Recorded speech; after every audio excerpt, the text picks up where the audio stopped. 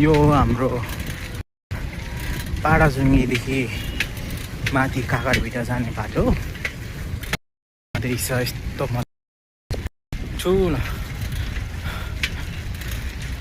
6 line बाटो भन्दैछ। यस्तो छ यहाँनिर। त्यो बाटोको भिडियो मैले बनाएर आएको छु किनकि यहाँ देख्न सक्नुहुन्छ इन्जिनियरहरू। बाटो अब धेरै छैन, 1-1.5 वर्षमा बनिसक्छ। अनि त्यो बेला त्यो पछाडिको जन्मेको मान्छेहरूलाई याद रहँदैन कि यो ठाउँ पहिला कस्तो थियो भनेर। त्यही भएर म यो भिडियो बनाएको हो। अनि पछि मान्छेले हेरुन् अनि बुझुन्